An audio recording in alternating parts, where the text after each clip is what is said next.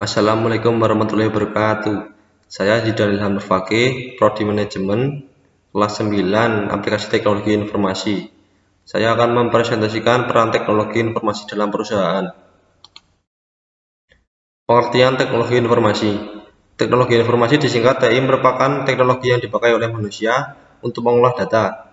Pengolahan data oleh TI mencakup prosesnya, cara mendapatkannya, bagaimana menyusunnya, sampai menyimpan data hingga akhirnya menyuguhkan informasi akurat yang dapat membantu pekerjaan manusia. Dalam bentuknya, TI terwujud melalui hardware dan software. Hardware yaitu perangkat keras seperti contoh komputer, keyboard, printer, dan lain-lain. Di dalamnya terdapat perangkat lunak yaitu software seperti contoh Excel, PowerPoint, Word, dan lain-lain. Perkembangan teknologi informasi. Yang pertama, teknologi era komputerisasi. Berlangsung pada 1960-an, di era ini mini komputer mulai diperkenalkan ke dunia industri. Komputer menjadi alat hitung cepat yang bisa membantu perusahaan melakukan pengolahan data. Saat itu komputer digunakan di divisi administrasi back office, yakni di bidang keuangan dan akuntansi. Yang kedua, kemajuan teknologi informasi. Personal komputer atau PC mulai dikenal luas pada 1970-an. Komputer menjadi alat pendukung bagi karyawan untuk bekerja.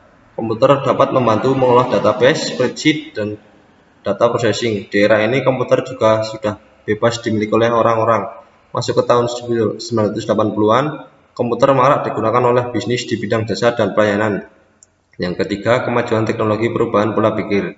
Industri dan bisnis kini dibuat ketergantungan dengan teknologi informasi. Keuntungan dari pesatnya kemajuan TI dimanfaatkan oleh banyak pebisnis untuk menjadikan diri mereka sebagai produsen bagi negara sendiri, bahkan negara lain. Selanjutnya, manfaat teknologi informasi dalam bisnis.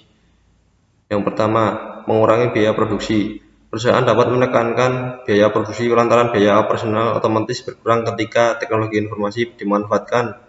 Walau biaya produksi dikurangi, perusahaan justru akan mendapatkan keuntungan yang lebih besar. Yang kedua, memperoleh pemantauan kinerja karyawan.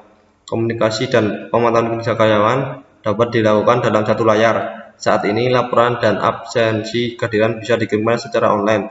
Begitu pula saat membutuhkan media untuk rapat, teknologi ini bisa sangat membantu karena biaya sangat murah. Penghematan tersebut jelas terasa jika dibandingkan menyewa satu hotel, apalagi ketika telekonferensi dilakukan antara orang-orang dari berbagai daerah yang berbeda. Yang ketiga, peluang bisnis baru. TI menciptakan banyak media baru yang bisa mempermudah hidup manusia. Salah satunya adalah kehadiran e-business yang membantu pengusaha menciptakan peluang bisnis tanpa modal yang besar. Dampak positif dan negatif pemanfaatan teknologi informasi. Dampak positif, mempermudah pemasaran produk. Yang kedua, mempermudah mendapatkan sumber produk. Yang ketiga, peluang bisnis banyak. Dampak negatif, rawan modus lantaran pembayaran online tidak lebih aman dari pembayaran tunai. Yang kedua, ketergantungan pada listrik dan jaringan internet sehingga dalam waktu-waktu tertentu yang mungkin tidak bisa diprediksi akan ada hambatan. Dan yang terakhir, informasi pribadi seperti data diri yang sangat privat bisa saja bocor. Sekian presentasi saya. Bila ada salah kata mohon maaf.